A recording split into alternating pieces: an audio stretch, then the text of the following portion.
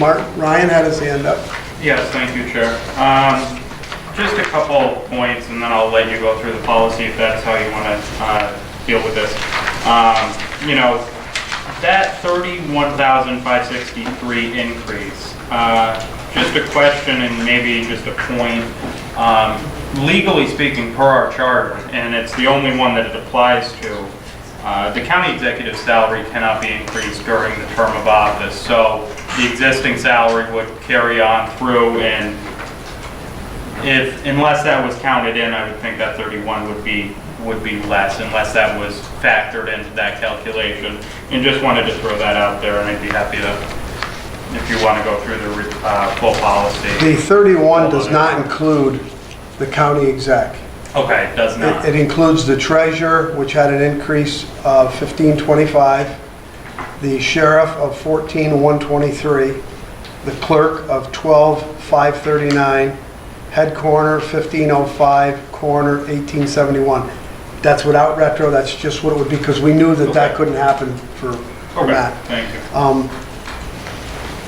And again, just so you know, and I know Duke wasn't, what we did with this policy is got rid of the buckets, got rid of the longevity, tried to come up with a number. Which I've spoken with you about, and after looking through this, I think it's, I think it's a very fair policy, and frankly, the text of the policy, I think is something that I support. I wasn't here last week, not knowing that it was scheduled for discussion, but I'll say that piece. Okay, so one of the first things we did to this policy was take the date off the front cover, the end date, because it's really a live document that's going to continue until we change it again. So we just said elected officials 2016. Table of contents, we don't need to, we wanted to make sure we put D into the introduction. And also C is very important. This is not and shall not constitute an enforceable contract. D just says the policy should not be effective, as I read earlier, for any of the electeds now, only if a resolution was brought forward for a local law, correct? Equal employment opportunity remained the same. Workday, work week, pay period remained as it was. The mileage allowance, I know that we talked about combining the two, and I believe Megan and Nicole, you were comfortable just leaving it like it was, and I don't think that we actually care it at the end of the day, but it's just as in regards to mileage. The observed holidays, hospitalization, you guys stop me if we're going too fast, hospitalization, major medical insurance.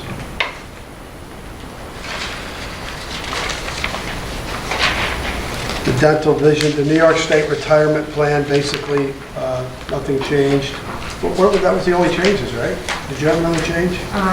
Page 5, D. What is it? Just clarifying what year. Yeah, the county will provide payment out of health insurance trust account on a prorated basis for employees who become eligible based on a qualifying event. And E, proof of health insurance coverage must be submitted to personnel along with the request to participate in a health insurance trust account. 12 and 13, as you see, we're starting to try to get away. So this will be the first policy that we get away from longevity in buckets, or what they call increments.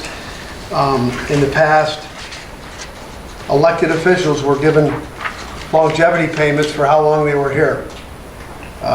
We've done away with that. But we didn't hurt anybody because we were able to bind those into the salaries. Bob? So my question is, if you're taking away the buckets, but you're not adjusting the salaries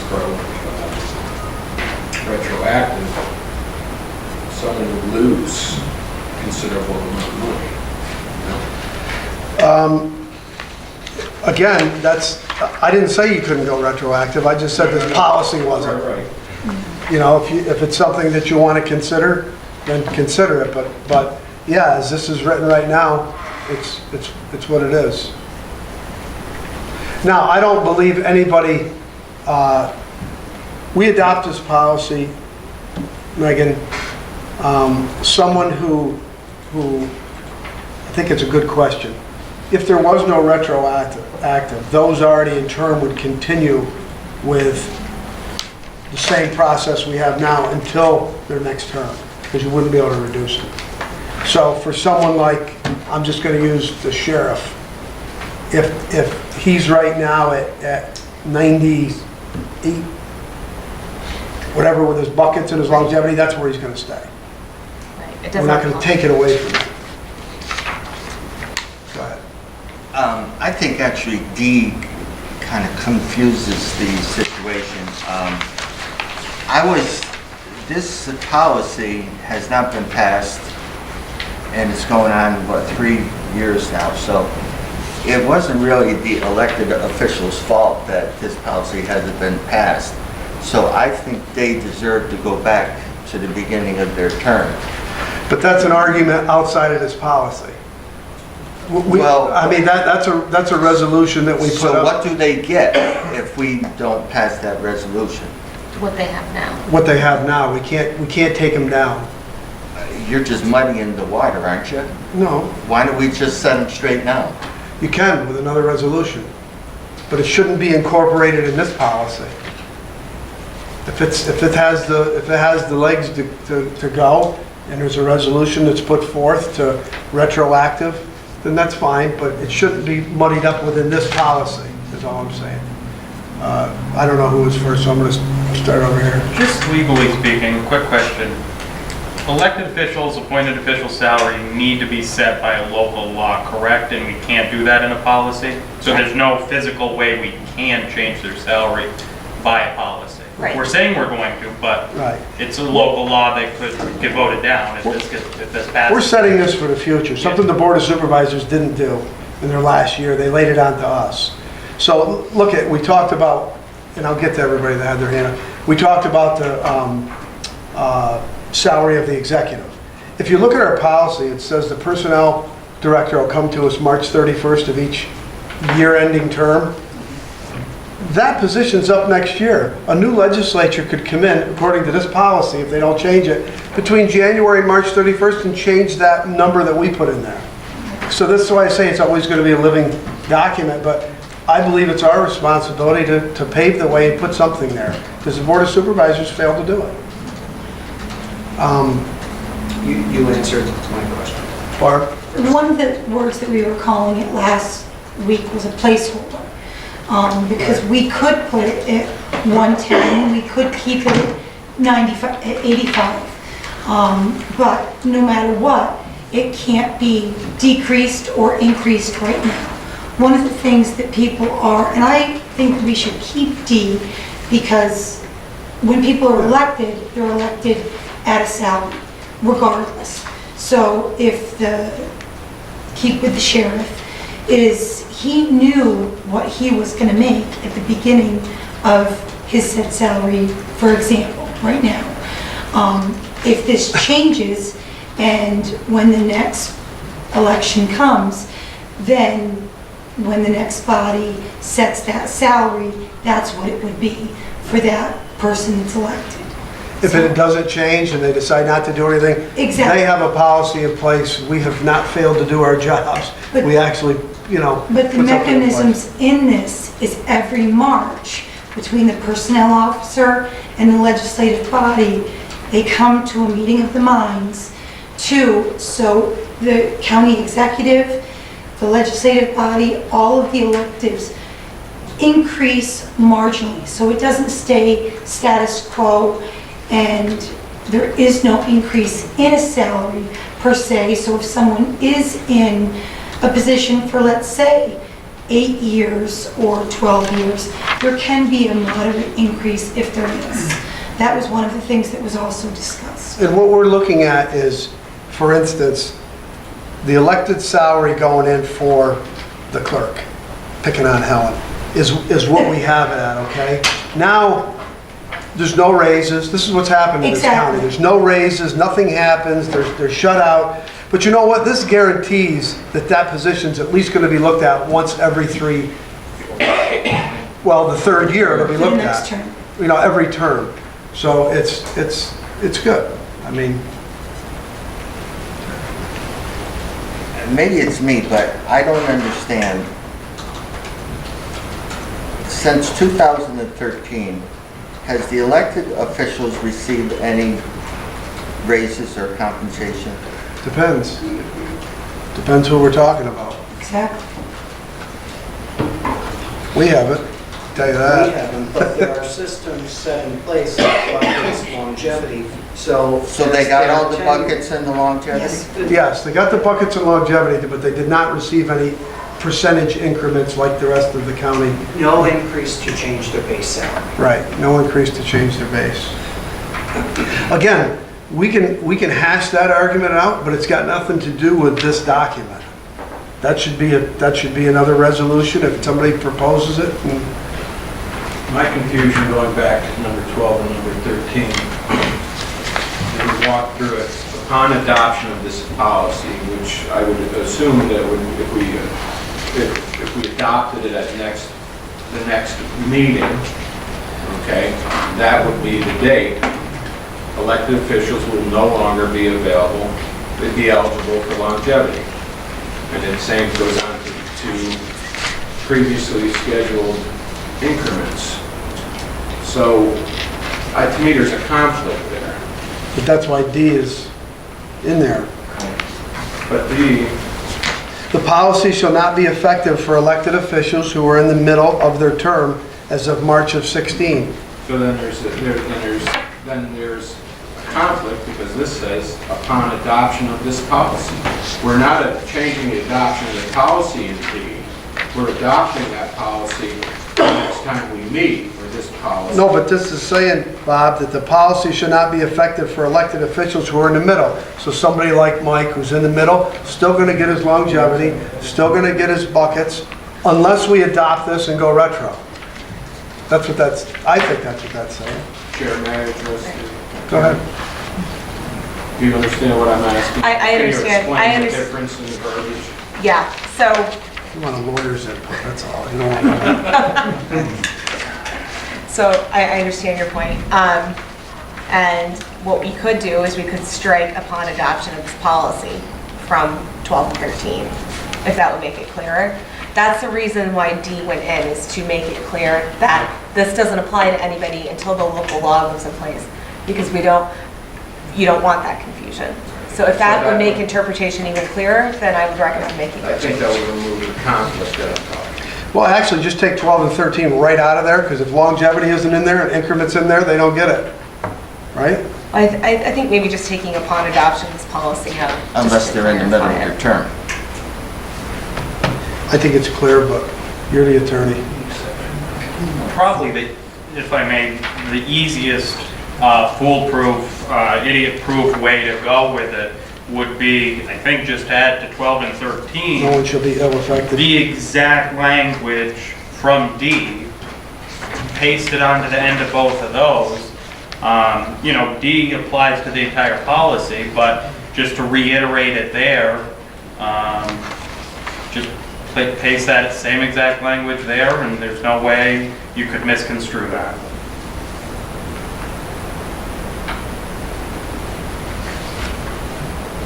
It's your decision. I'm fine with either. I think it's clear, but if you want something different, Pleasure of the I mean, I don't want to hold the policy up because we're all in disagreement over a couple of words. I'm not disagreeing with this, only clarification. I mean, is there, unless a local law is enacted, it shall not affect the current term's longevity or increment levels.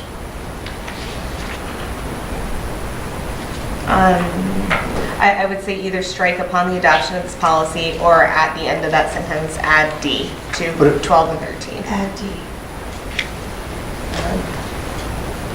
I don't, Either is fine. Or, We can move it forward and still have this discussion next week. well, I want to get it cleared out. I want to get a clear path of where we're going. I don't want to have the discussion next week again about what it should be. I can live with either one of those. I mean, I would look for advice from our council to put in, she now has heard our, why don't we just add D to the end of 12 and 13? all right? If that's your...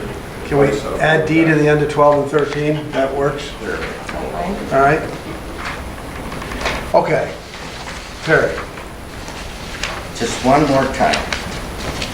Since 2013, the elected officials did not receive a percentage raise, correct?